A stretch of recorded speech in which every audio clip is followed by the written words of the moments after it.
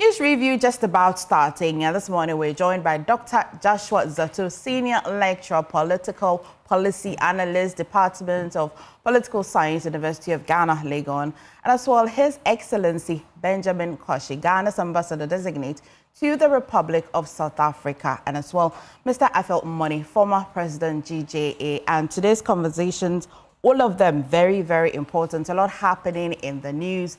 President granting nearly 1,000 or 998 persons amnesty. We'll get into it. How safe is it? Is it okay? When was the last time we had such amnesty granted in this country? What does it mean for the decongestion in our prisons as well? And of course, today, the IGP is set to meet police over the Akwatia elections, by-election that's about to happen in some few days or weeks as well. So much happening. Did you hear about the number of prophecies that have been received to that office where the request was put in the public domain as well? So much more. So you want to stay with me right here on News Review on the AM show. Gentlemen, thank you for joining us on the show today. It seems it's a celebration of white. What's a secret that I didn't know? Yeah, he led the day. It's good to have you all, gentlemen, today. His Excellency, thank you for making time as well. What's in the news that's have your attention? Maybe I'll start with you, His Excellency. What's in the news generally? How has your weekend been?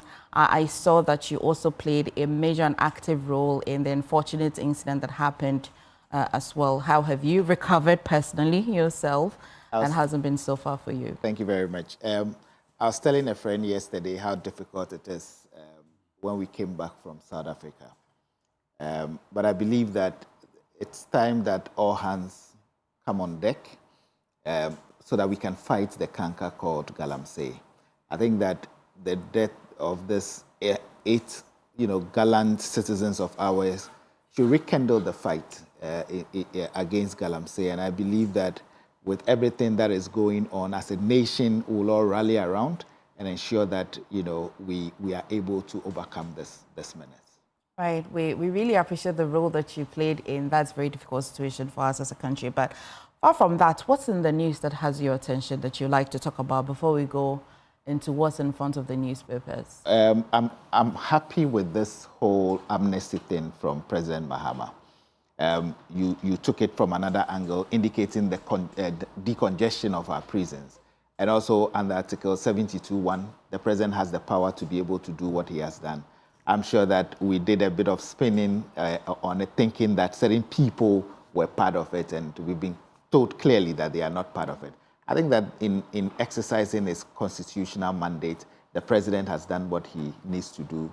Almost 1,000 plus inmates that have been granted the amnesty. And I'm sure that we should take the politics out of it and rather encourage the President and other institutions so that they look into whatever it is that happens in our prisons for the betterment of our country. Okay, very well said. Mr. Money, what's on the news that has your attention? I've been monitoring with all absorbing attention and all consuming seriousness the exchanges between the spokesperson for the President's Honorable Felix Kwatio-Fosu and the MP for Otafo Asefua, and because of the sensitive nature of the center of the allegations, that the President traveled with private jets and is going to inflict a hell sum of money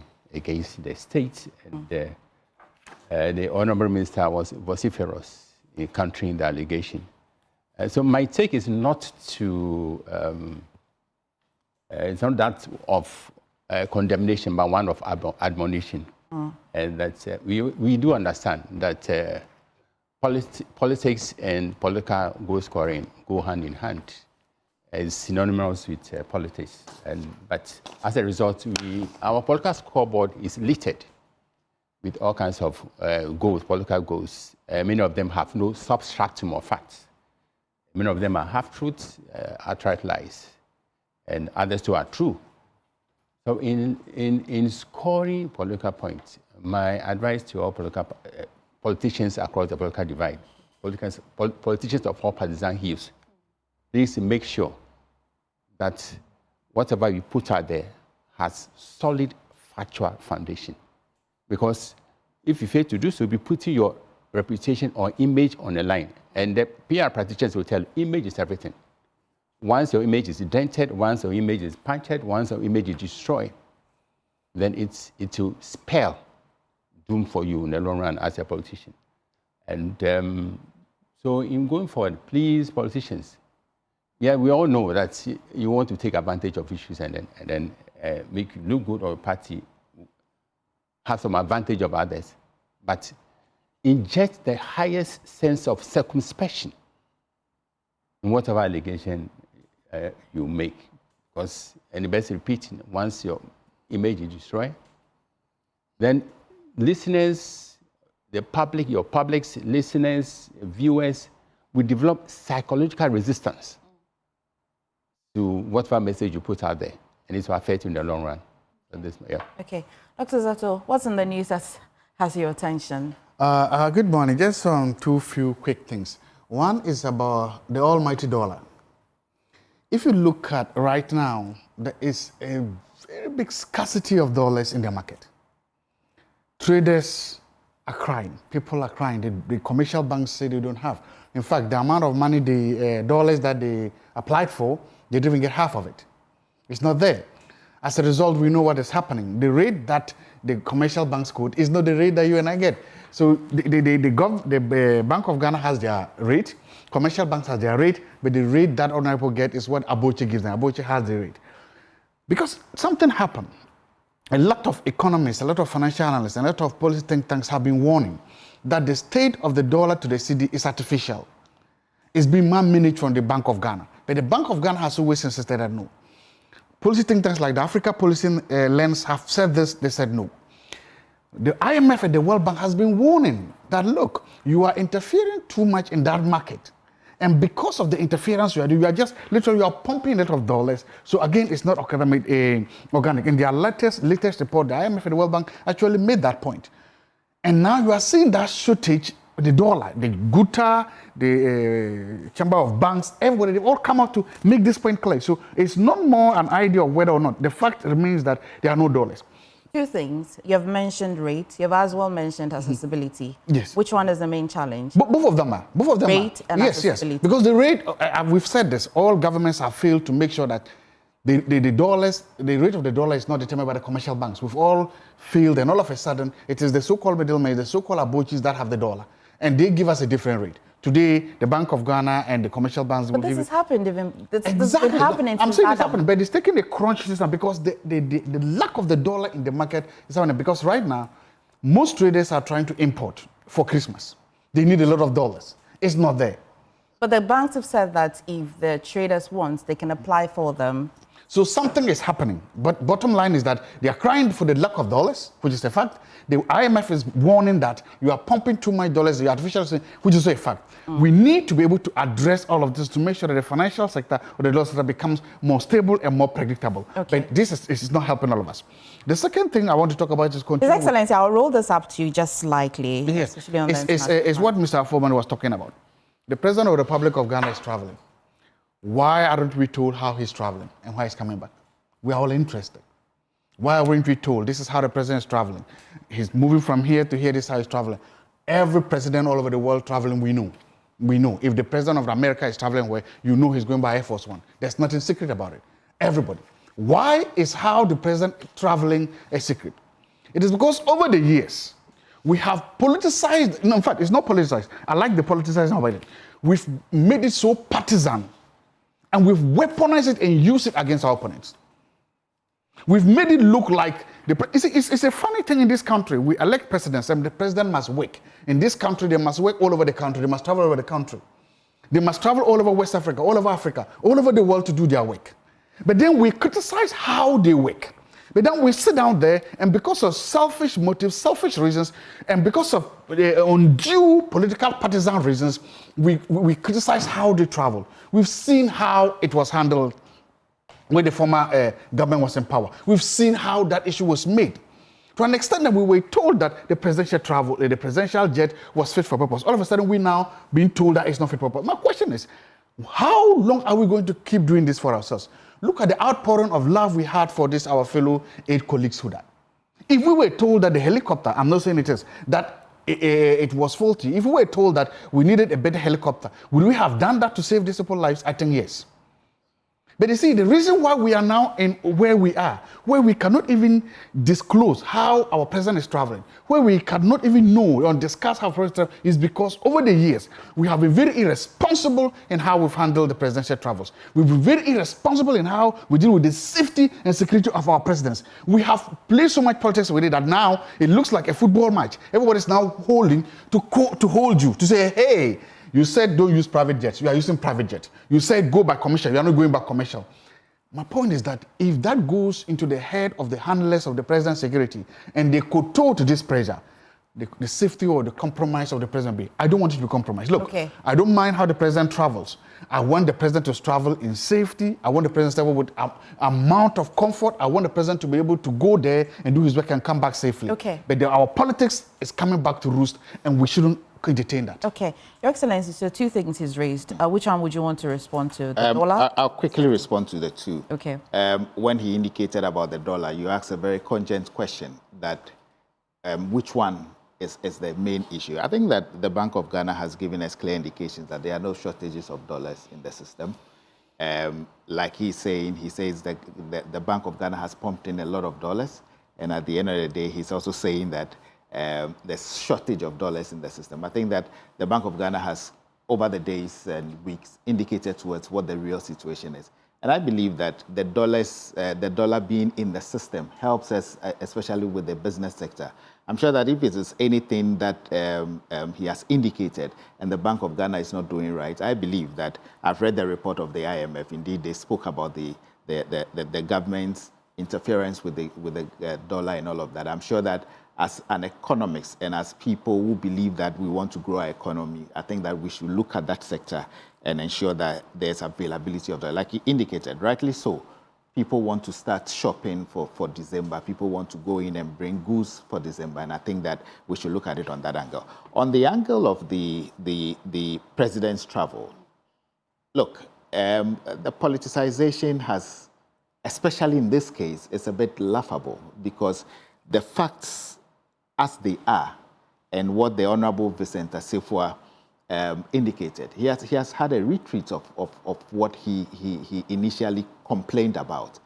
What I'm thinking, Doc, is that there are 2 different situations here. People are saying that in times past, the NDC made a much hue and cry about this whole presidential travels. But you see, when you look at how the Honorable Okujeto Ablakwa, the current Minister of Foreign Affairs, did that time, there was an extensive investigation into whatever it is. Look, I remember when he spoke about the president traveling with a €20,000 euro per hour. The government never said that was not true. And for us at that time, the country didn't have the means to be able to spare that much when it comes to presidential travels. The president, we all know, that the time that the Honorable Assefuwa indicated that the president had traveled, at that time, the president was standing a memorial at Christ the King. So you see, if you rush, you don't get the facts right, and you jump into the media field, this is what happens. At the end of the day, yes, indeed, when the president travels, everybody needs to know. When the president goes anywhere, everybody as a citizen, unless there are specific reasons why government believes that nobody should know about the president travel. But let's not do the politics with it anymore. The reason is simple. At this point, we've lost citizens, we've lost comrades. And if we want to continue with politics as usual when it comes to the travels of the president and even ministers, we are going to get to a point where as a country we will never, ever recover from the consequences of it. I listened to the His Royal Highness Otumfuo indicates that let's put the politics aside and ensure that the right thing is done. Value for money. Let's ensure that Parliament is fully involved in whatever it is when it comes to purchasing of aircraft, helicopters, presidential jets, for the betterment of I have a follow-up question, though. Yes. But for whether accurate or inaccurate information that the Honourable Member of Parliament put up on his social media post, did you expect that the presidency would at least tell the country that, well, the president is en route to here, this is how much is likely to spend? I mean, you made the point that unless, of course, the government believes that that travel is quite sensitive, I want to understand how much discretion the government would have to apply when the president is traveling and it costs us a certain level amount of money. The entourage, which the MP seems to want to be projecting after he tweaked what he is trying to say. How much information do we need to know? Do we need to know at all? But for what happened on August 6th, does it appear that presidential travels or air travels are going to be changed slightly? Do you anticipate that? I'm asking too many questions in one. No, I think that we should anticipate that, because at the end of the day, there are certain travels that perhaps we as a citizen are not supposed to know. I believe that in other jurisdictions, there was a time that President Obama traveled to Iraq, and nobody knew. He came in, went out again. And before the American citizens were told that that is what, and that has to do with security implications. I believe that the president using commercial flight on this particular trip, there's nothing to hide. There's nothing to say that there are people on that flight. There are citizens and individuals who are not politicians on that flight. So they'll see the president on that flight. I think that the best thing is for the Honorable Asifwa to ask the questions and not to jump into conclusions. Okay. I'm sure that the communication department of the presidency should also be able to tell the Ghanaian people exactly how and where the president traveled to. And I'm sure that will put to rest this whole. Okay. Mr. Moni, which one of them do you want to respond to? The dollar situation, the travel, you have actually... Yeah, I started with the travel, you want to respond to the dollar situation, because then, of course, you hear once in a while in the news that the Ghouta president will say that they do not have access to dollar. And if they must access it, it's quite a difficult one. I'm not sure what the challenge is. The central bank as well will come and say there aren't shortages. The banks as well will say that. But if you require a certain level or quantity of dollar, if you tell us, we'll apply for you. So what is it that we're missing? What do you think we're missing? That every story has two or more sides. Right. One side from Ghouta, for which they have been so strident, is that there are shortages of dollar on the market. The Bank of Ghana has come to debunk that assertion. So it's up to the media to ferret the truth from the two sides. We have a lot of journalists who are specialized in economic reporting, economic journalism. And so I believe they have access to Bank of Ghana officials, access to people who can help feed the public. The public have the right to know. So the right to know is not only an act of symbolism, but something concrete. The public have the right to know, especially people who need dollars at this time to do business, to be in business, and to make money, and then help the economy to grow. So my call is to our brothers and sisters in the economic space. Please try as much as possible to fish out where the truth lies and feed the public accordingly. Okay. It'll be a good time to talk about the amnesty that the president has granted some prisoners. The categories, just maybe, I like to think that you've seen it, but the category first-time offenders, a total number of 787. And then 2, death sentence to be commuted to life imprisonment. That's 87 persons as well as prisoners. The third one is life sentence commuted to 20 years term. That's 51 persons. And then seriously ill, 33. Over 70 years, irrespective of offense, 36. Nursing mothers, 2. That makes me quite excited. Petitions, 2. The other things that you may have heard, you have seen that it's been debunked, that some persons you think that may have been granted amnesty you didn't see. Maybe, Dr. Zato, start with this. I have my attention on the death sentence to be commuted to life imprisonment as well, because of the progress or the strides that we have made in that particular law based on the amendment. And so let me hear you before we zone into the categories. Thank you very much. You see, we can link this to the travel thing we talked about. that the government is sometimes trying to play fast and loose with the information. In the name of good governance, we want transparency and accountability. And if you say you want to be transparent, then you should be transparent all the way. You shouldn't be transparent some of the way or most of the way. You should be transparent all of the way. If you can tell us that you have committed or you have freed almost 1,000 people, who are these 1,000 people? They have names. They have identities. If you are doing a good work, tell us, okay, we have freed these people. Here is the list. These are the people. We have petitioned the petitioners. Here is the petition. Let us know. Be transparent with the whole list. It's a whole process. But you tell us that you've given amnesty to some people.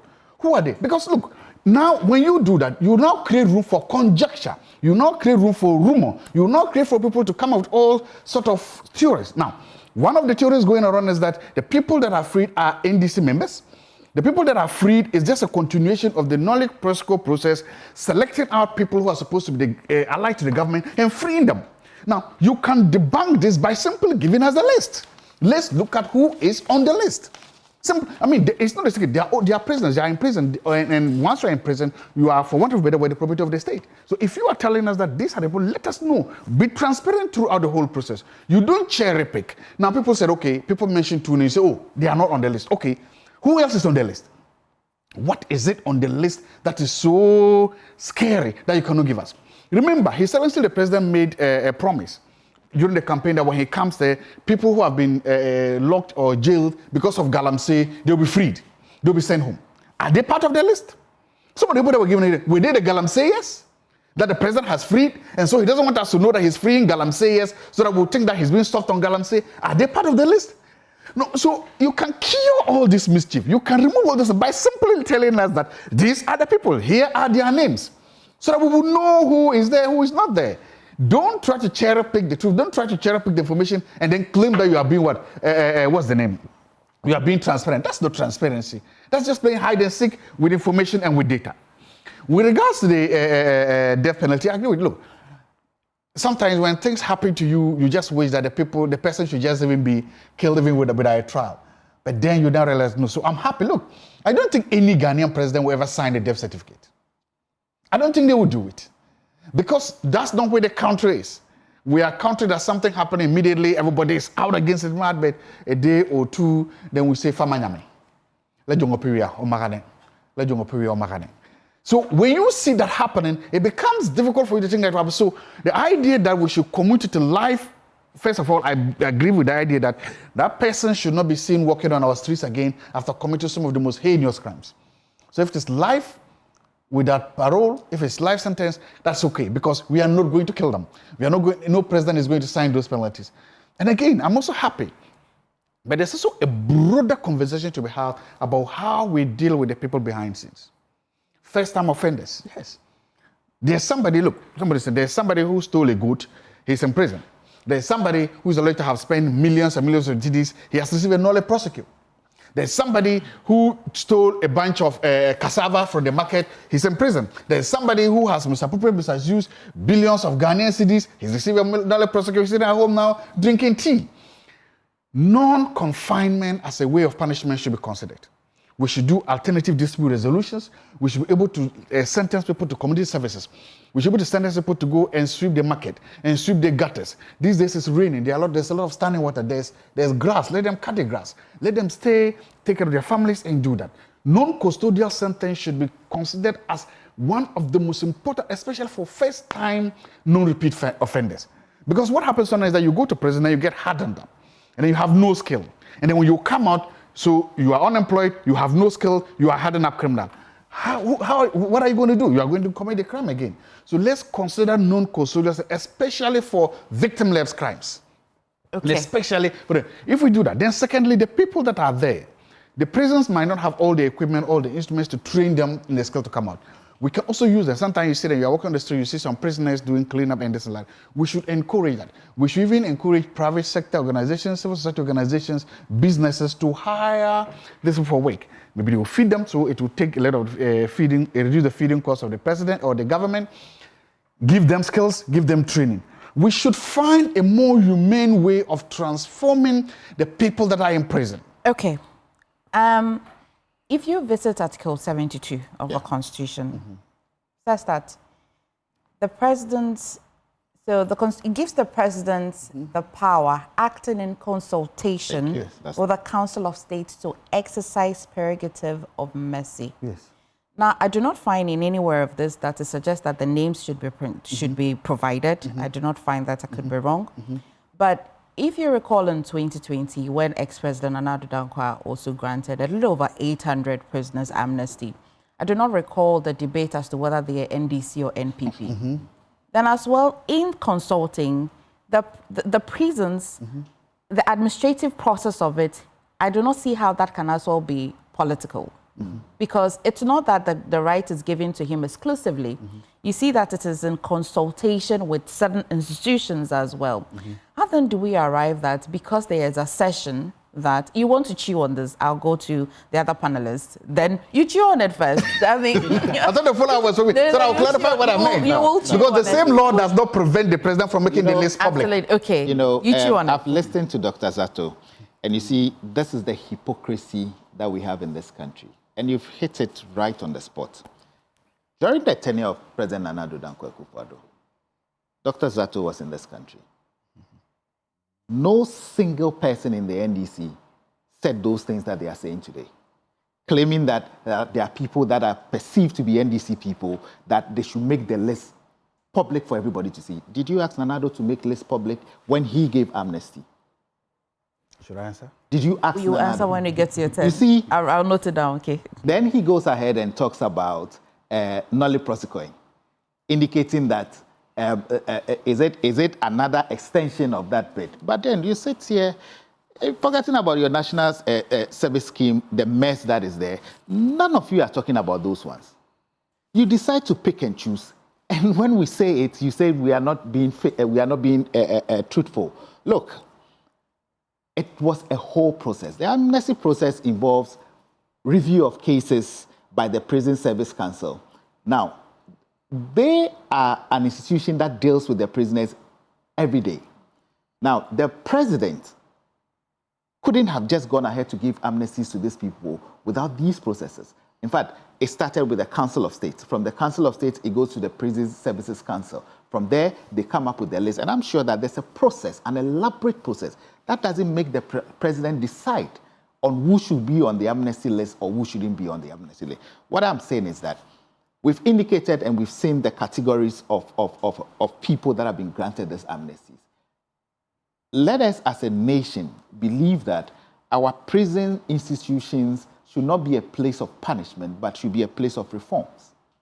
And if these are things that the Prison Service Council have realized that with these individuals, they've reformed and they want to reintegrate them into the society, let's take out the politics out of it. We've politicized everything in this country. And at the end of the day, if we don't take care, we wouldn't have a country to call our own.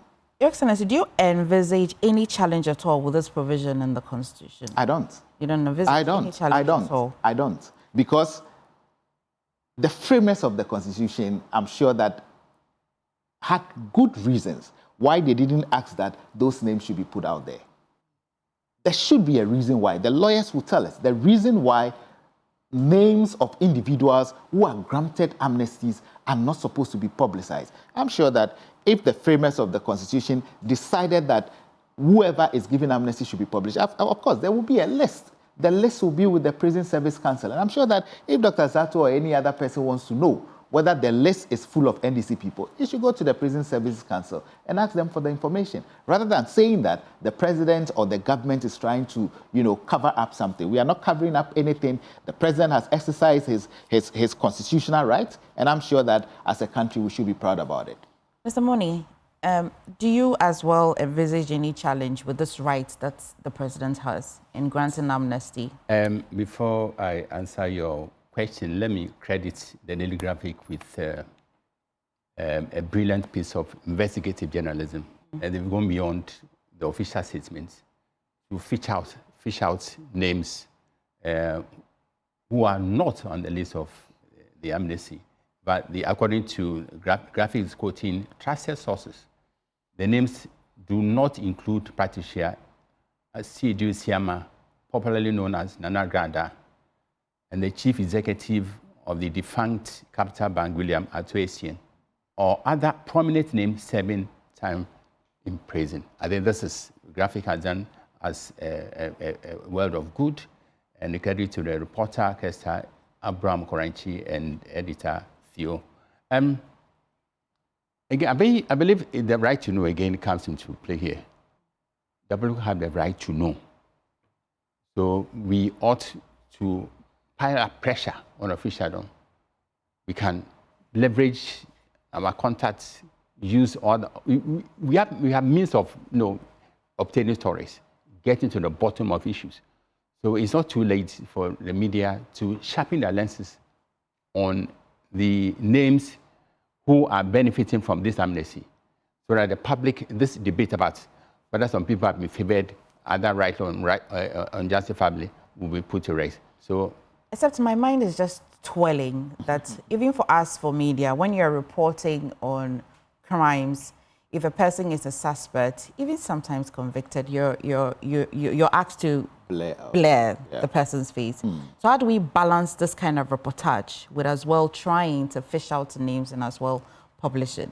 But once you have incarcerated, you lose that right. You lose that right of privacy. That's right, because before being sentenced, you are presumed innocence, and which is in line with the law. Everybody is presumed innocent until found guilty by a court of competent jurisdiction. So, but once it is shown, it is proven that you've fallen foul of the law, then that right of having your face covered, lost it. You automatically. And when you are granted, you're relieved of all of these crimes. Why then would you want to take my privacy away then? Because I'm still not 7 at the time that I've been granted the amnesty. Once a prisoner, once your name is enshrined, in the books that you've committed this crime, and as I said, once. Unfortunately. Yes, unfortunately, yes. These are some of the hazards which come with incarceration. Okay, we'll get into the numbers, but respond, of course, I recall. You see, the law you mentioned. Did the law say that the president should issue a statement telling that he has released the people? Then it leaves him with that discretion then. Exactly. You can't demand it. So are you demanding it or you're requesting? No, I'm making a point here. Yeah. You see, when he said that, that's the thing. The reason why the president has issued that statement is to show that he's being transparent. That is, he's trying to show up his governance or democratic governance bona fides. Okay. So go all the way. My point is that if the law didn't ask you to publish the list, you chose to do it. The law didn't say you should tell us that you've pardoned people. You could have just done it without anybody knowing.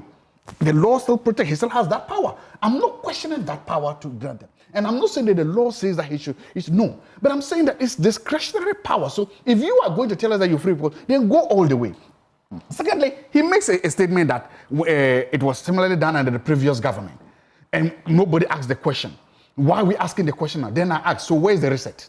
You said you are resetting. If the governance of the former, if the way the former president governed was wrong, and now you promise that you are going to do good governance, you are going to do better governance, shouldn't you go a step further than that? Shouldn't you improve the governance? If he did not issue so maybe it's possible that list too had MPP members. It's possible that list too had MPP cronies.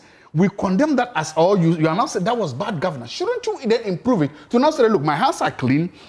Unlike the man before, I am better at governance. Unlike the man before, I am now in a reset government. Unlike the man before, I am better. Here is my list, here's my hand. Is that a fair request? No, so listen, so to say that if we are questioning, there's something that sometimes you see members of the government do.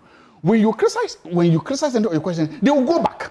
Meanwhile, we are supposed to be going forward. Criticize is constructive. No, but it's constructive. I'm not questioning the president. Of course, it's a criticism. I choose. So you can then tell me that, look, yes, you are it's the same thing with the flight. Yes. Until Honorable Vincent or other Ghanaians start asking questions, we were just told that the president is traveling from Ghana to Japan to Singapore. That's all. How is the president going? Is he going to donkey? How is he going? Tell us. You see, you claim you want to be transparent, but then you are hiding more. The information the government, that's what I'm saying, that they are in this Tom and Jerry thing. The information they are gathering is like a bikini dilution. Sorry for saying that. No, Dr. They make it look like they are releasing the information, but what they are covering is more than what the bikini is showing. And that is a problem. That's why people don't trust the government when they releases. If you are going to release, tell us, the president is traveling from here, he's going by this flight from Accra to here, and he's coming back. Very simple, straightforward. What he talked about, he used the U.S. president to erect it. I mean, Dr. Zato, one second. Dr. Zato said something. You indicated that is a president traveling by donkey. I think that we should be very decorous when we have our conversation. I'm sure President Nanado never traveled outside on a bicycle. No, I've not said he's traveled. Oh, come on. He's never you traveled. You understood the context. I said, no. I like the way you are latching onto this. The context. Yeah, the context. No. You are latching onto it to make mischief. That is not what I said. It's not a matter of It's mischief. Come on, Mr. Afonimafo here. He says they know what I meant. It's not. They know what I meant. You see, they know what I meant. To be fair, Dr. Zato asked, is he traveling on a donkey? Yes. She didn't assert that. Yeah, he did. So and I put that within the context that you cannot just say the president is traveling to Japan and Singapore without telling us how he's going there. Yes. So the route is what you need, or how where did he's you know? going. How is he going? How? Because you see, why are we talking about this? We are talking within the context of the president traveling. Either he went commercial or private. But, but you're just asking that in the past, the NDC government or Okujeto Ablakwa constantly was on this matter. You have just asked the question, reset. So if the government has decided to reset by not providing you... Oh, so the reset is not to provide information accountability. No, I agree. No, that's a reset to agree. That's another reset. And this reset, then we said, okay, we will not make the information available. Oh, that's good. That's a good one. we make the information we think is important to the people. No, but what is important? More is better in this case. Let us know. The government is traveling. The president is traveling our tax dollars. At the past, we said it was important. Okujeto Ablakwa made us know that it was important for us to know. And I agree with him because, again, it's the taxpayers' money. And so he's going on our behalf and he's spending on our behalf. It's okay. So let's continue with that tradition of accountability and transparency that he asked for. That includes how is he going? How many people are going? What is the total cost? How much is the cost? I would have expected that, especially he, as the Minister of Foreign Affairs, should give us this so that we don't even go into speculation. Imagine we had that information. What we're talking about it now. All we know is that the president is traveling this way. This is how much the whole cost. These are the people he's going with. This is how much it will cost. That's all simple. We would have had that information. It is because if you ask for transparency and accountability in the past, you should continue with it under the recent government. Okay. But you cannot be seen to be juxtaposed, to be choosing and picking what you want and trying to conflate the information. No. Your Excellency, that's a fair request, isn't it? Like I've indicated, I know that very soon government will issue a statement indicating how the president traveled, the number of people that he traveled with. It is clear that the president traveled commercial. Asafo has had a retreat, and I've indicated that, yes, his checks have confirmed that the president traveled commercial. I think that in fairness, when we try to criticize government on certain things that they do or we don't do, we should also look at precedents and ensure that we don't seem to condemn something today just because there's a new government that is doing things differently. I think that there should not be any hue and cry about the president traveling commercial, the president travel with ABCD amount of people. I think that the communication minister would have to do that because the Ghanaian people deserve to know exactly how the president traveled and all of that. But you see, my only concern is when we try to say certain things or indicate that we want certain things done in a certain way when we know that it is not going to be possible. The president travels. I remember that there was a huge backlash when the president started traveling with the brothers' jet. Yeah. I remember that in the interest of nation building, when we lost our comrades recently, how did we go with the sample to South Africa? We needed to go with samples to get things done. It was not right, or it was not going to help the process if we had gone with commercial flight. So what happens? The president brother comes again and helps us. The Minister of Communication on countless occasions has indicated that ABCD amount of money is what we spend on presidential travels. And I'm saying that let us not politicize this thing any longer. If there's a reset agenda that we all believe that the government of the day is trying to achieve, then we should be constructive in whatever thing we say against the president and his travel arrangement. I'm sure that in the days to come, we would be able to put this thing to bear and ensure that the Ghanaian people understand how the president traveled, who he traveled with, and how he comes back into the country. Okay. I think yesterday, let's have Mr. the Honourable Minister Phyllis Kwachu did indicate that the president traveled on Emirates Airlines. I think that's settled the question. I think Vincent is very... Yeah. It doesn't. Because how much one is it? account says he traveled by private jet. Yes. That, you say this. And official document has come out to state emphatically. You see, I'm saying it's not because there was a process. When you issue the statement of the travel, and you know that these questions were lingering. Look, let's not pretend that the issue of the president's travel just came up. No, it has been a major stable. Listen, so you give us the full information. Now you are being reactionary. So should we trust that information from the government? You should have told us, what were you hiding? Why were you forced to give us that information? What should they have if told the minister, us? no, you should have told us, look, Mr. President will be traveling on this and he's going, this is how he's going. These are the number of people going with him. This is how much it will cost the journey to come back. That is full transparency. That is full accountability. You did not do that. It's the same thing with the with the prisoners that I'm talking about. You made a campaign promise that when I come, I will free people who have done galamsey. You said that. It was a campaign promise. You went and told them, you have come back, you have freed almost 1,000 people. How many of those galamsey incarcerated people are on that list? Now you say we are being mischievous. So put out the list to kill the mischief. Sometimes when there's darkness, it's light that you need. Just put out the list. Then we'll cross-check. Okay, you were considered by galamsey. You are not on the list. Okay, you were not. Your Excellency, sorry, you are not. You are not on the list. So we know. Let's do that. But so long as you hold on to that list, so long as you do the people, then it is only fair for us to conjecture, for us to hypothesize, for us to theorize that it's possible galamseyers are on the list. You are only redeeming your campaign promise. That is fair. Mr. Money, I won't go to His Excellency now. I doubt if there's any precedence in this country where the cost of presidential travel has been made public. Means of transport is of huge importance because of what has happened over the years. And the capital, the then opposition party, MDC, made of that means of travel. And as I said yesterday, he says the Minister of Information, or the Minister of Presidential, the presidential spokesperson came up publicly to state that the president went on Emirates Airlines. But the cost of travel, I shudder and shiver to endorse. I believe the borders on national security, how much the president is traveling with. This can ignite all kinds of debate, all kinds of arguments and all that. But in the past, exactly. Honorable Blackwell dishing out how much. Yeah, the cost of hiring he told us the cost of the planes. Will that not be the cost of travel? Okay. Yeah, That's the cost of travel. No. The cost of travel. So was he being reckless with the life of President Akufo-Addo? Was Okudzeto Blackwell being reckless with the life of the former president when he disclosed this? If he wasn't being reckless, are we being reckless now and asking for it? Come on.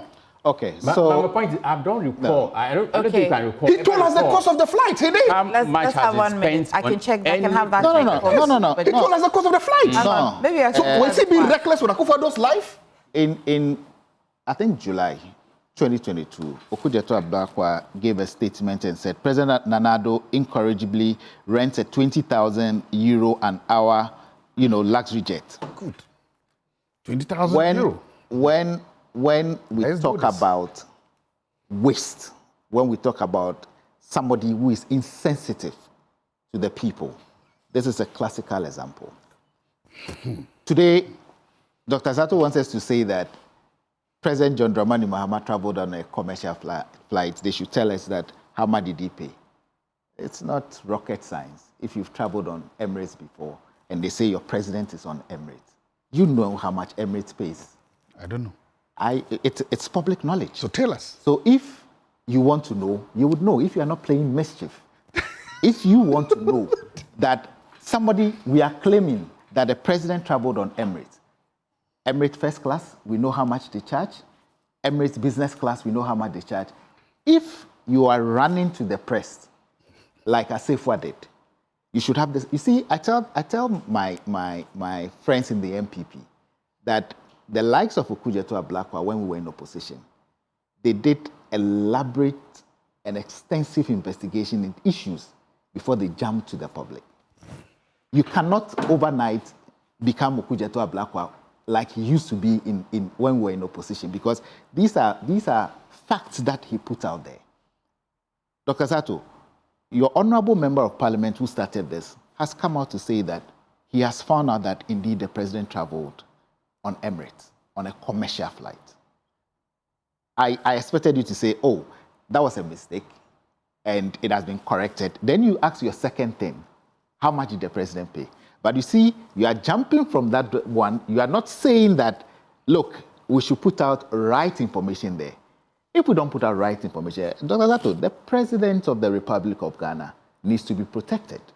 The president of the Republic of Ghana is our #1 citizen. Your Excellency, I am happy that this, all of a sudden, you've realized that the president should be protected. No. When it was Akufo-Addo, he should not be protected. When it is John Dramani, he made a point. Okay, I've got my calculator here. Let's calculate. I want to calculate. What are you calculating? I have a calculator. What are you calculating? He says please calculate the cost. Let's do that. Help me. Okay, Emirate. I wouldn't. This said. He said he's been. How much is it? If you tell us how much Emirates first class costs, and then you tell us how many people are with the president, I will can tabulate it there. The viewers can tabulate it. So that's what we are saying. That you've not given us enough information to work with. Tell us that if we want to go away from what happened in the past. Imagine Emirates first class is $1, $1, and then there are 20 people traveling. It's $20. Let's have a sanitized conversation. So you recall that it's not the government at the time of the MPP that told us how much it costs to rent a private jet or whatever. It was an investigation. Thank you. But here you are asking the government of today to provide you or furnish you with that information. Thank you. Do you know why they investigated it? Because the government then did not give us that information. The government then was being, let's say, opaque with that information. So somebody, a member of parliament had to go his way to provide us. Why was he doing that? I don't believe that he hated Akufo-Addo. I don't believe that he was doing that because he wanted Akufo-Addo to die in the air. No. I think that he wanted to do it probably because of what? Good governance, because of transparency. Now, so the same man, the same man has now justiced to be the minister of foreign. In fact, the right man. Shouldn't he continue with that principle of saying that, okay, look, when I was in the position, I wanted transparency, I wanted accountability, I wanted this amount of information. I wasn't given. Today I have all that information on my hand. Shouldn't he feel that was that? That is what I'm saying. When you don't do that, people then begin to question your motives of why you were doing it. Okay. If you were doing it for transparency and good governance back then, and it was okay, it was fair, why don't you continue? Why do you demand transparency from Akufo-Addo, but you don't want to demand transparency accountability from John Dramani Mahama? What is the difference? Okay. Good question. The height of hypocrisy. Okay. So you ask the question and answer yourself. Oh, yes, so you see what Dr. Zato is doing. You ask a clinical question, and he has just meandered his way out of there. Thank you. That's good. I'm happy about it. The Honorable Okujeto Ablakwa did an extensive investigation. The government of the day. What was the value of that? No, the government, your government of the day at that time didn't give Okujeto those information. Agreed. He investigated and got the information. Agreed. With the current crop of MPP people that we have, if you even come out and give them the figure, they'll still say, this is not right. That's why I'm saying that do your investigations like we did in time past and came up with the information. If you had done a better investigation, you would not even start with the Ghanaian people and lie to them that the president traveled with a private jet when indeed he had traveled with a commercial flight. I think what I'm saying is that for the entourage. No, why should we do investigation when you have the information? So the man who wanted clean hands, the man who wanted honest transparency, he now has the information. Why doesn't he just give it to us? Dr. Zato, if you are saying this today, that we were talking about clean hands, in time past, it was worse than this. Agreed. And the good people of Ghana said, look. Where's the reset?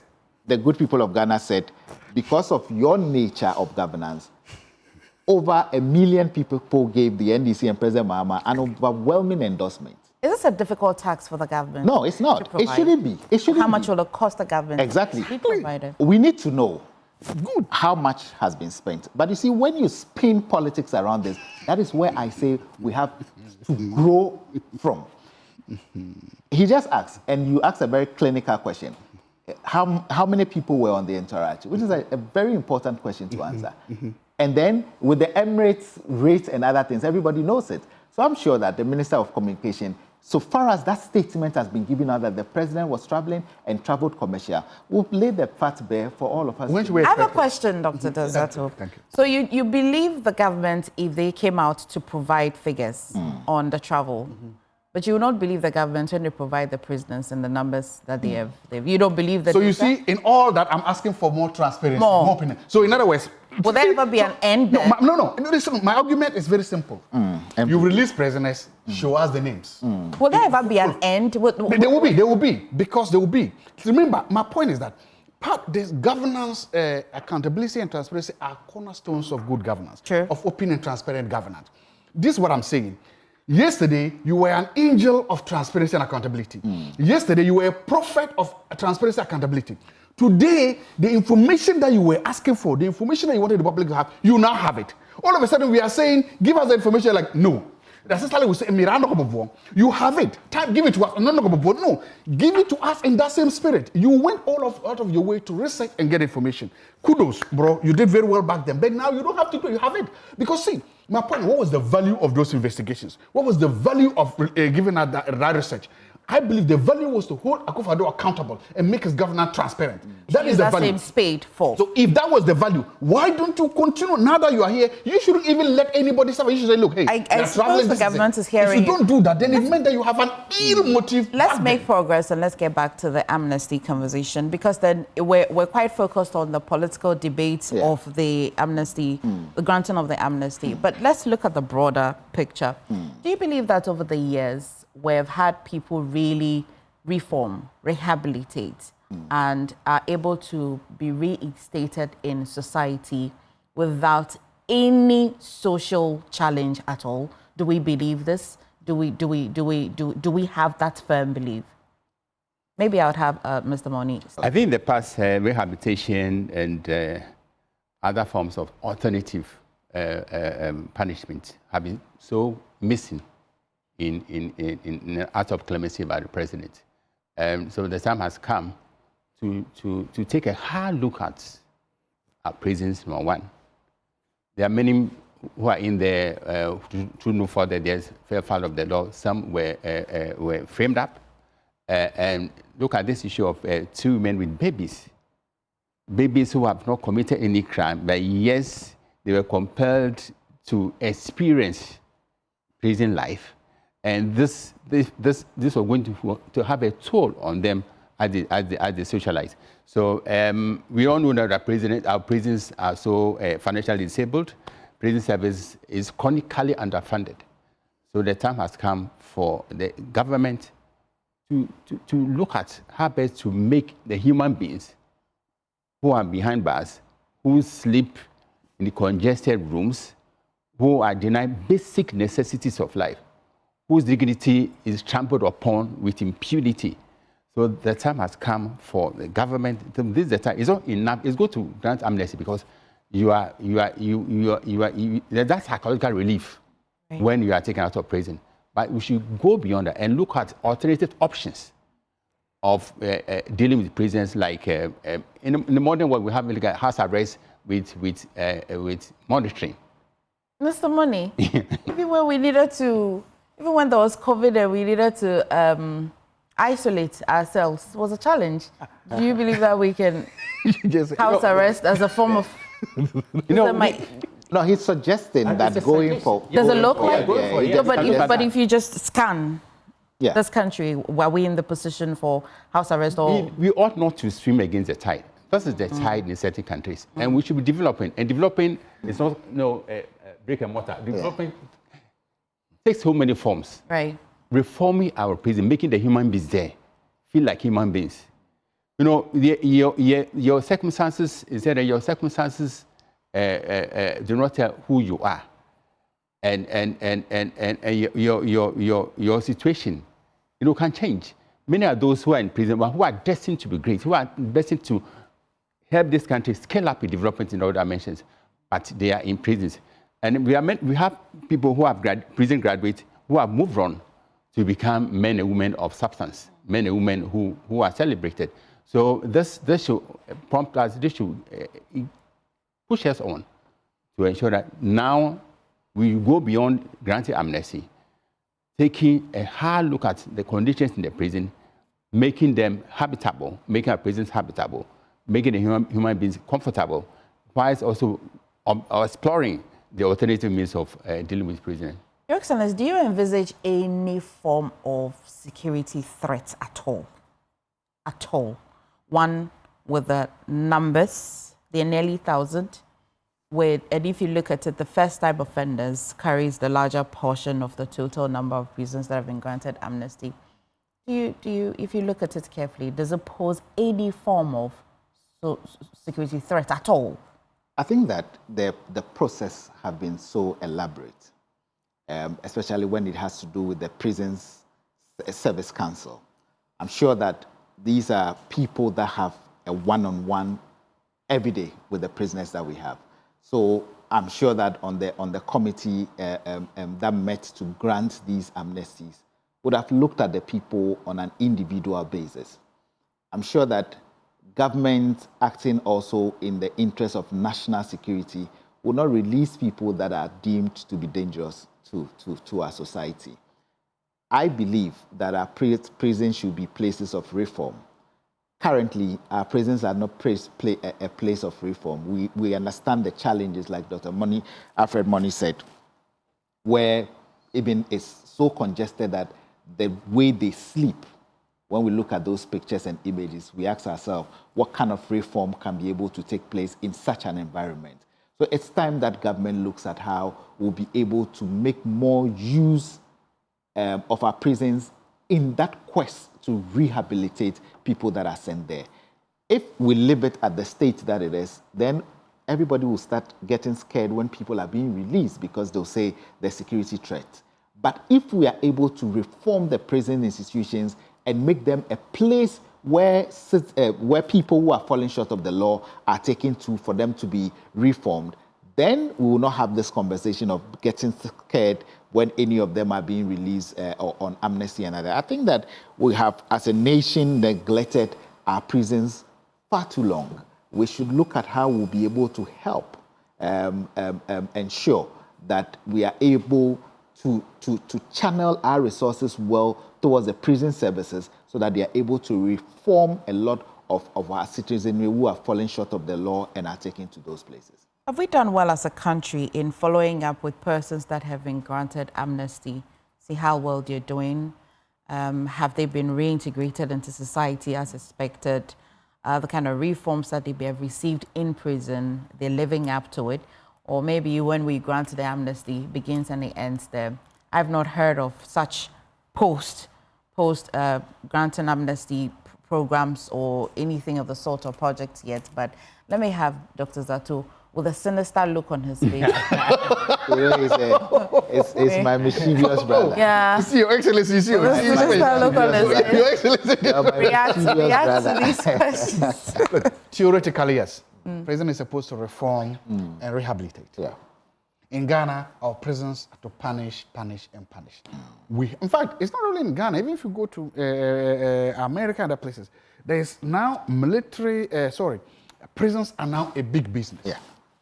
In America and other places, and it's coming down here gradually, that there are private prisons, and the morality and the ethics of private prisons are just ridiculous that it begins to question why we do this. My point is that, look, there are ways we can avoid these things. First of all, there are non-custodial sentences. And I've said this, and it is no mischief. And we must say it. In this country and all over the world, if you have committed a crime and you are rich, you get the best of lawyers, you will never go to jail. In fact, it's not only in this country. Let me put that all over the world. That's why the rich never go to jail, because you can have the best of lawyers, the best criminal lawyers money can buy. They will make sure that you never see jail. It is the ordinary people who go to jail. The people who steal a bunch of cassava, the people who steal a goat, the people who steal the chicken that you were preparing for Christmas, the people who steal the tuber of yam that you were hoping for your birthday, they go to jail. But the people who are accused of what? Causing financial loss to the state, I'm not being mischievous. They get a nolle prosecute. They get a red carpet to go back home. So how do we begin to do this? One, limit how fast and how quick we send people there by what? Opting for what? Non-custodial sentences. That's one way. Look, you are caught stealing a yam in Tumu Market. As we said, in Jutumu Agapia, you've gone to Tumu Market and you've stolen a yam. Why don't we recommend you to sweep the market every week, every month, for let's say the next 2 months? As a form of community services. Yeah. 2, you were caught stealing cassava in Edum Market in Kumasi. I don't even know whether I just know the name. There's a market called Edum Market in Kumasi. Yes, in Kumasi. Good. We say, okay, because of that, you will help the Zoom Lion Project to sweep the market. Look, we can come up with various forms. Yeah. In fact, there are even some places we can tell you, look, stand here in the afternoon when children close from school and they're going, help them cross the road. Something as simple as that. If we begin, especially for first-time non-victim offenses and offenses that are not that grievous, If we begin to do this, we will then realize that even the amount of money the state will use on these services will reduce, while these people are also kept out of prisons. That is the best way to start. The moment we start, then we can begin to look for, because it's too expensive to rehabilitate them. Then we can also adopt a policy that, look, any prisoner, like for instance, if we were planning to release these people, from the moment we talk about the decision is made, we'll give them 3 months or 1 month, and we say for this one, prison administration, transition them from incarceration to training. So for instance, those who want to do masonry, push them to the masonry. Those who want to do carpentry, move them to certain training so they acquire certain skills. Because we now know that you have 1 month to go, 2 months to go. So by the time they are leaving, they will come out with these skills. We can get TVET there. TVET can go, they have carpentry and other things to educate them. Thirdly, hopefully there are able men and women there. They can start learning these TVET things, and I know some of them write exams. I think that happens as well. So my point is that we can put on a bed. Look, we shouldn't kid anybody. The prisons in Ghana are not meant to educate or to rehabilitate. They are meant to punish. And until that mentality is done, until that mentality is changed, we are going to continue to see this. But again and again, let's go back. If you want to rehabilitate people, if you want applause for transparency, be transparent throughout, and let's know whom you are releasing. It's very important. If they are Galam, say yes, then let's know. Oh my goodness, Dr. Zato. Okay, let's just wrap the conversation on amnesty on death penalties. I mean, for years, we've really not had this see any daylight. And I know that as a country, together with institutions such as Amnesty International, I mean, for members of parliament who have championed discourse, we have made some good strides. But the conversation around, entirely eradicating it, is it a good call? Yeah, go ahead. It is. Yes, because death penalty is not only quaint, it is also antiquated. So we are in a modern era. Why put someone to death? There's no advantage in taking the life of anybody. So as Doctor said, we can put them to use alternative means of serving sentences. Sweeping, farming, in agriculture, we have a long way to catch up to meet our basic needs in food supply. They can go into farming, they can go into community service and all kinds, but taking their life is a no-no. It is past. No, it's rooted in the past, rooted in antiquity. We should never revisit. Okay. Yeah. I'll have Excellency. Well, I think in July 2023, Parliament passed a law replacing the death penalty to life imprisonment. Yes. So it means that as a country, we've started moving away from it. Once the law has been passed, it is something that cannot happen again. And I'm thinking that, like we've indicated, if it is life imprisonment, what are we going to do to help those people on life sentences in our prisons? You see, the concern should be about reforming them in the prisons rather than the punishment. Yes, we understand that the punishment is there already. Once you are incarcerated, the punishment, your freedom is taken away, so it's curtailed. What next? The next thing is to add value to the person's life so that in any day and any time the person is released, we don't have the conversation of believing that, are we safe on our streets? Are we not going to unleash another terror on us again? And if we are able to do that as a country, as I remember President Nelson Mandela said that if you want to see how good a country is, look at how they treat their prisoners. I think he made that statement because he was in prison himself. And he realized that in prison, it is not everybody that is guilty as pronounced. So we should look at reform more than punishment in our prisons. How difficult or easy is it for us to just say, well, if you commit treason, we'll take away even the death penalty and you serve a life turner? I mean, we acknowledge that as a country we have made some good, we've made some progress. And the law that was amended last year saw to that, but still left that one there hanging around our neck. Dr. Zato, you can respond to that and we'll move to other. I think we are getting there. Okay. I think we are slowly getting there. Because as I've said, apart from, the last president or head of state that signed a death warrant was Jerry John Rawlings. And that era is gone. Kufuor came, Kufuor told us he was never going to do that. He's a good Catholic. He believes in God. He's not going to do that. After that, all the presidents of Ghana, Professor Mills, there's no way that man is too good to kill somebody. Then we saw President Mahama. He wouldn't do that. Akufo-Addo will not do that. They will not sign it. So, first of all, let's take what we've got. Let's ask, because you see, you don't also want to write this process because, look, there are some people, sometimes when these things happen, when you look at the the evil in people when they commit these crimes. You will want to be the one to hang them or to shoot them. So I'm saying that it's a process. We are getting there. The whole country is moving there. We shouldn't rush it. There's a reason why over the last, I think, 40 years or so, the state has not killed anyone in prison. Let's continue. And the advocacy should continue. The people that are calling for it should continue. And the politicians are listening. It's because of this pressure and advocacy that they made those changes. So let's continue. But I believe that we'll get there soon. I believe that one day the president will just say, you know what, let's take it up. Because see, it's because sometimes when you see what people have done, but I believe that we'll get there. But we shouldn't rush it. It's one of the, remember, sometimes in this country we rush to make laws, to make institutions, then before we realize we are struggling with it. Let's do that. One of them is this LI or mining. We rush to do it, and all of a sudden it's hanging around our necks like a sort of Damocles. And the government say, oh, we will repeal it. They've come and they are pussyfooted. They are not going to remove it. Again, it's one of those things. So let's make sure that we don't rush on this one too, so that later on we're like, oh, let's go back to, once we take our time. Did you say something my ear caught? No, I didn't say anything. Pardon my French. Pardon my French. I didn't say anything. So once we keep doing that, once we move in the progress we are making, we eventually get there. So that we'll make sure by the time we get there, there will be no regrets. There will be no calls to reinstate it. I think if we take our time, we'll get there. Okay. Let's have this very interesting conversation about the number of prophecies that the office that requested religious leaders to submit their prophecies. And recall that statement said for review. So far, that office has received a little over 200 prophecies. I'll start with you. You see, this is what happens when you appoint a lot of busybodies in the Jubilee House. They have no job to do. They are drawing salary. They will try to create jobs for themselves. And that is why we've seen from this directive. Pardon? It's an indictment on. Let's let him land and Yes. I'm being honest. That's what happens when you appoint a lot of busybodies who have nothing to do. And also only job for the boys. Look, we have a minister of chieftaincy and religious affairs. Yeah. Then we have a deputy minister of chieftaincy and religious affairs, right? Then you now still go to the Jubilee House. You now appoint a presidential advisor on chieftaincy. I mean, what kind of duplicity is this? It's just ridiculous. Look, just tell me. So he's sitting down there, and their jobs are conflicting. So what is the Minister of Religious and Chieftaincy Affairs supposed to do? And his deputy. Then somebody else is there. So he has no job to do. What does he do? He creates a job for himself. He comes out to create a job for himself so that he'll be busy to justify his salary. No, I'm being honest with you. I don't think he created that office. No, I'm not saying he created the office. This thing, because nobody knows. If I tell you honestly, with all honesty, you are a journalist. If I tell you to list the top 5 objectives of that office, what he's doing, will you tell me? What is the National Day of Prayer and Thanksgiving. Come on. So him lead that project. Exactly. So my point is the National Day of Prayer, that's one. What else?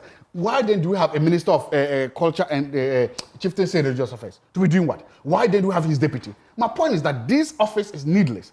And these offices, a lot of them were created in Jubilee House so that the president can justify that he's kept these ministers under 60. Meanwhile, you are appointing people whose jobs are almost that of ministers or deputy ministers in the Jubilee House. We have a lot of them. I can go through a lot of them. Well, where we are now, we have that office, we have 200 prophecies. Think about it. Exactly. So how is the process? Again, transparency. What is the methodology for reviewing them? What is the framework for reviewing them? Who are those on the panel? Who are those on the board? How did they come? I said, I have a prophecy. God spoke to me. Then you say, write it down, give it to me, I'll review. Did God speak to you? Did you also get a revelation from God? Look at the Bible. Those of us who went to Bible school or catechism, we're told that God gives revelations. So imagine Abraham came there and said, oh, the burning bush. And now you say, my friend, you must justify why you saw the burning, how you saw the burning bush. You see, what the minister is trying to use, what we call empiricism. He's trying to use empirical evidence to evaluate something that is normative, that's not spiritual. It doesn't work. Empirical evidence and spirituality don't work. Spirituality is based on faith, it's based on belief. To try to not subject same to what? Empirical empiricism is just an exercise in futility. And that's the point. Because look, that's what don't take it from me, take it from Cardinal Texan. He's actually in the Vatican office for these things, and he's telling you that is not going to work. Take it from people who do this. You see, don't. My point is that prophets are going to prophesy since time immemorial. In fact, where I come from, there are soothsayers, they are going to participate in their soothsayers. Because tomorrow is going to go there. Hey, any soothsayer, whatever you've done, subject it to this thing. Why? In fact, that's the question. Why has it left it to only the prophets? What about the malam? What about the soothsayers? Religious people. So go to my village and tell soothsayers, hey, my friend, you've consulted the gods. Let me know how you consulted God. Write it and bring it for review. If he wants Are you to be certain that that's really the crux of the request? What is it? That's Because the spirit behind the because request? we don't know. He's not told us the spirit behind it. Because if he has to tell us, But even the constitution that is guided, we don't see it. They say the spirit behind the letter. We don't see so it. go for, It's not for us to again, interpret. go full scale. Tell me that, tell the public. Bring all your prophecies. So even if you are preaching and in the middle God prophesies to you, stop, record it, bring it to us. I think that's very mechanical. So, okay, but you have had enough time. So tell us but this is so fair. Tell us the methodology. You want the methodology? Tell us the framework. The framework. The panel. Who are those on the panel? Okay. How long will it take for a review? Okay. And then what do you do after that? 5. Okay. I'm certain that you're watching and you're listening. Your Excellency, I'll jump and I'll come to Mr. Moni, and I'll come to you for that. Yeah, my take is blunt, brutally simple. There's no compelling justification for asking people to send their prophecies to an office where they be vetted and all that. And you don't need Sherlock to predict that that office is going to be flooded with all kinds of prophecies. Some rooted in fact, some are just the imaginations of people who don't want to take advantage of the system and then fit fact. One pastor was asking whether they be given transport to send their prophecies to that Very office. valid. Very valid. It's a valid statement. So policy review is part of good governance. And this is a policy proposal which is dead on arrival.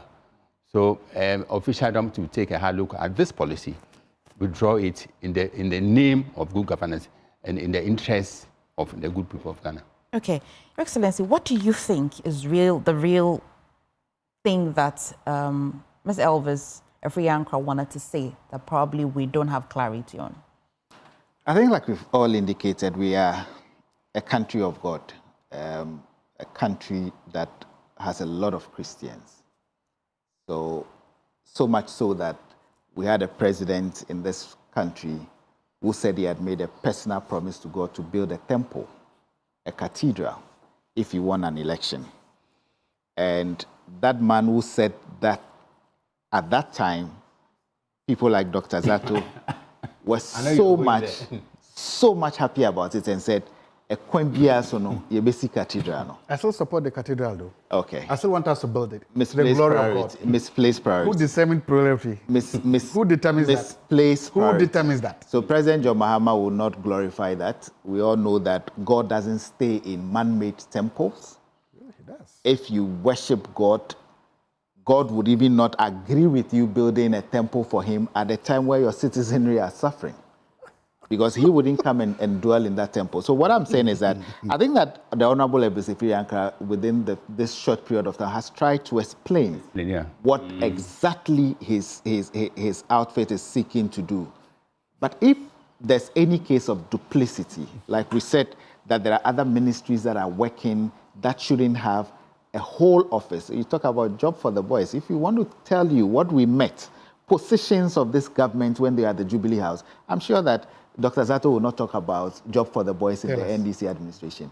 They created what we mean, when you talk about job for the boys, that is what they did. We are not doing that. We have indicated that, look, we've cut down on government numbers, or employees' numbers and all of that. But the cost has gone up.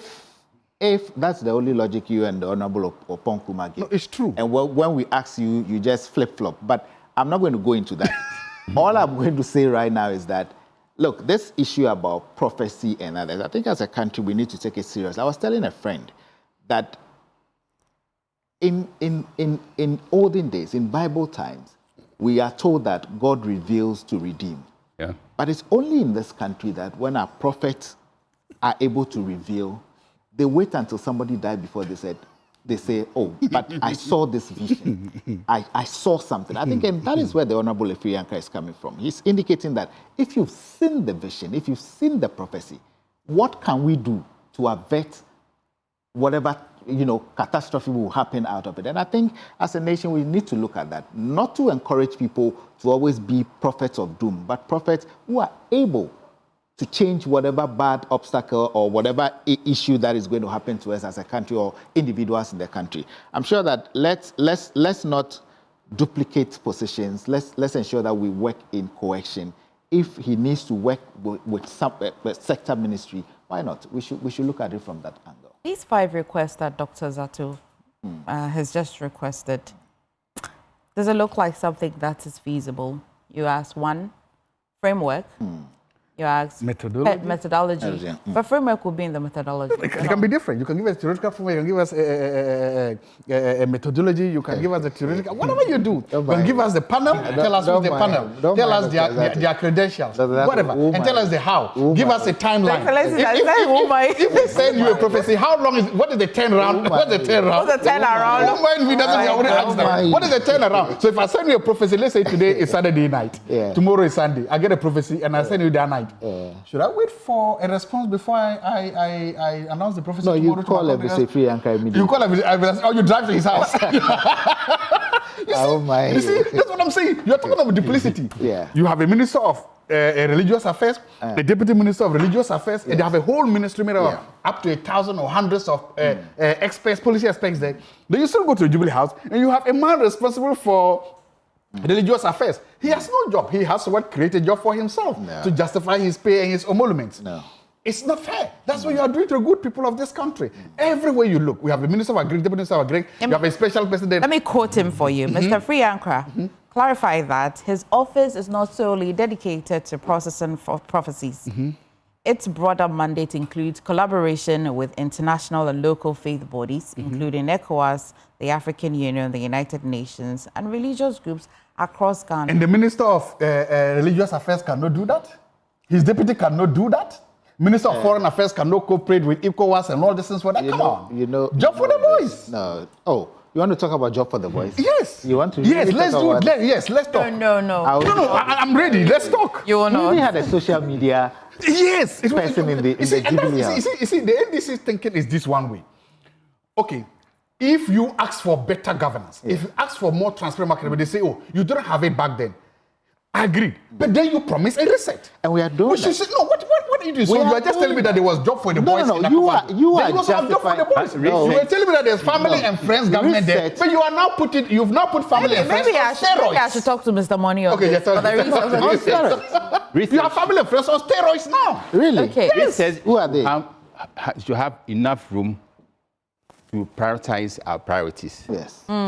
But not a rollover reset. No, not rollover. But creating an office to collect and process prophecies is incongruous with this reset. How come when he says you don't attack him, when I say you attack him? No, I'm not attacking. But we've all indicated, Dr. Zato, we've indicated that let's look at the position again. Let's look at exactly. You just read what he meant. I think that we can work around it and get him to do what he's doing without having a duplicate role at the presidency. I believe that, look, the John Mahama administration that we have, we don't take lightly what we promised the good people of Ghana, because never in the history of Ghana, and Dr. Zato, whether you like it or not, has any government been given this overwhelming endorsement. So that includes the Galamsey, the freedom for the Galamsey people. He said we don't take lightly their promises. But how did you arrive at this conclusion? I'm making connections. Okay. He said they take their promises serious. That was a campaign promise too. We take our promises serious to the So free Galamsey, yes, was a promise too. They take it serious. When you have Wuntumi engage in Galamsey, good, you are arrested. He's walking all around. Walking all around. And people that are not in that financial world. What about Yamin and Abanga? Yamin and Abanga are also walking around. They are being investigated. Wuntumi has actually also been investigated. So you see the selective list. Wuntumi is not being investigated. You mentioned Wuntumi, you didn't mention Yamin and Abanga. Yes, because I'm going to introduce a topic that all of us will be interested in. Very well. So IGP to meet political parties over election-related violence and Akwetia by-elections. I like to think that our by-elections in this country are nearly becoming notorious and marred by violence. But here's a statement. The Ghana Police Service has invited political parties to a high-level meeting to deliberate elections-related violence and also preparations for the upcoming parliamentary by-elections in the Akwetia constituency. The framework of this letter tells us the spirit of what I've just read. What kind of by-election do you anticipate in Akwetia following what happened in Aplikuma North, Mr. Moni? What kind of by-election? And I come to you especially because of the position that you have held with the violence that was meted out to journalists, even voters. It's not a sight that as a country we should even remember that happened that day. But it's not even, that's not where it began and ended. There's been situations before that. But we're looking ahead to Akwetia elections. What kind of elections are you anticipating? By-elections have gained notoriety for raising tensions, high voltage tensions, and red-hot tempests, which crystallize into violence. And once violence starts, no one can predict when it will end. And we also, it's at Aplikuma North. I was there physically as an observer. And listening, experts will tell you that there's a thin line between threatening to harm and actually harming. Some political activists have warned that they are going to visit mayhem on their opponent at Akwetia.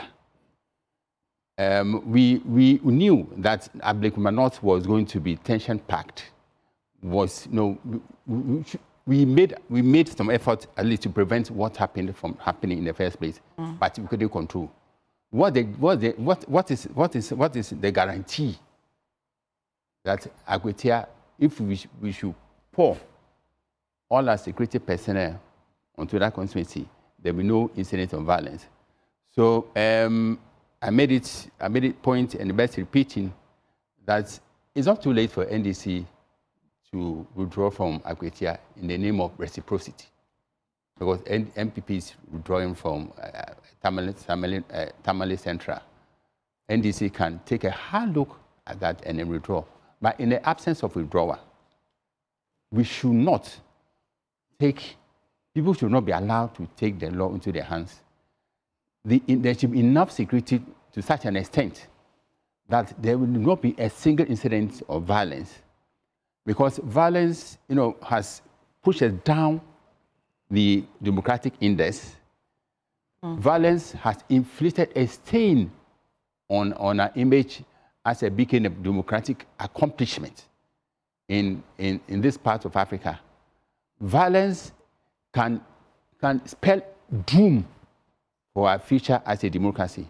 So I believe IGP is not only issuing empty threat or just dabbling in empty rhetoric or empty platitudes. The time has come to mobilize everything possible, to do everything humanly possible to ensure that Akwetia by-election is held in an atmosphere of absolute peace and tranquility, so that whoever emerges winner will be acceptable by all sides. Okay. Your Excellency, do you anticipate a very violence-free Akwetia election, by-election?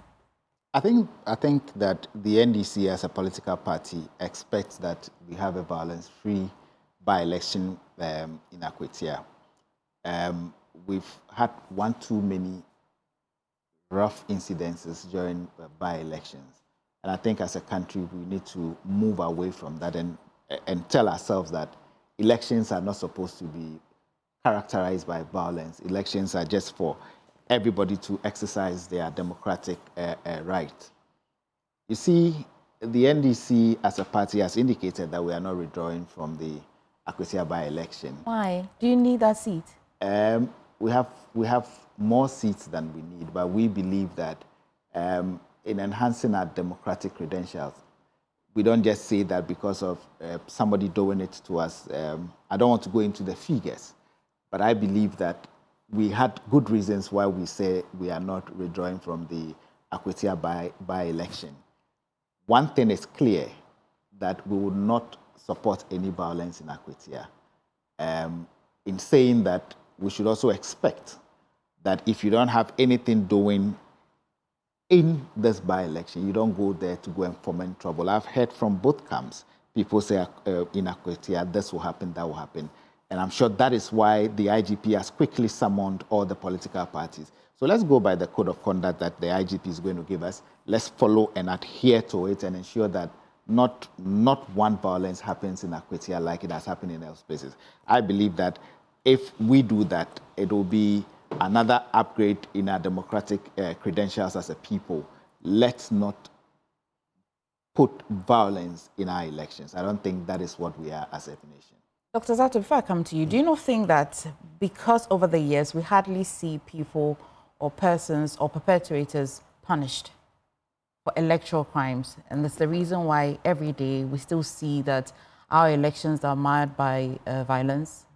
The Amugu guy who assaulted Honorable San, was he not punished? Was he not demoted? No. Azugu, the Azugu guy. Was he not demoted? Was he not punished? He was transferred to the Jubilee House. So he was not punished. Okay, I don't know about that. But this is what but even so, that's one out of many. Exactly. So this is my submission. There's a popular poem out there. It's a First They Came. If you Google it, it's a powerful poem about the genocide, about the killing of the Jews then. First, they came for Sam George. And I was West Wagon. Let me say, we said nothing, we did nothing. Even though a commission was set up, even though as a result of his assault, the NPP is on record to say that because of that, they dismantled their Delta Force and their, let me say, military wings. The NPP did that. That was a concrete policy objective. They did that. Anyway, so first they came for Sam George, you said nothing. I'm prepared to say that. Then they came for Howard Kumsum. It was premeditated. It was vicious. When Howard Kumsum fell, our democracy fell. When Howard Kumsum fell, it was a disgrace, and the whole world saw how vicious we can be in ourselves.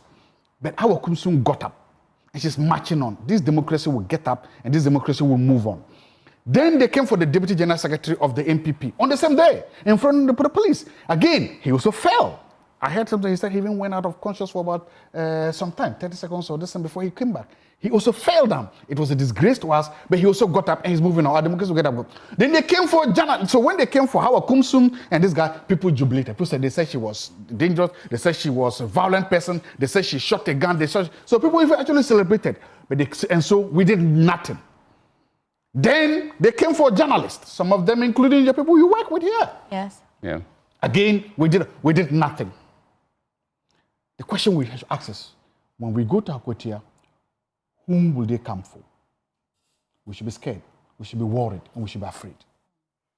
I don't think that they'll come for anybody in Akwetia. You didn't think they'll come for anybody in Electoral enough until I think Your Excellency was very mute. Okay, I'll be. You know, Dr. Zato, I won't say anything again. Please, we insist that you say something. When you go to South Africa, you invite me for a vacation. Please promise you invite me for a vacation. But we're wrapping the show, so I'll take your final submission. Yeah. I think that as a country, we've had one too many challenges in our democratic journey. We are still growing. We are not there yet.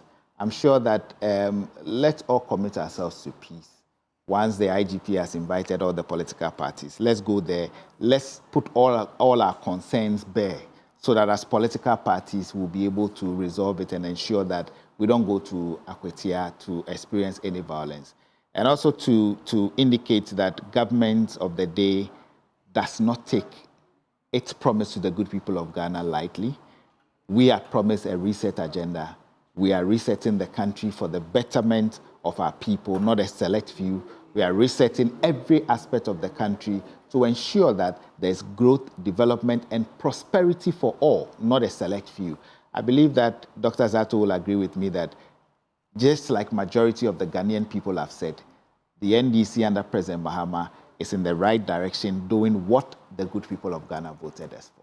Mr. Money, I'll take your final submission. His Excellency has underlined the need for peace, and peace has no substitute.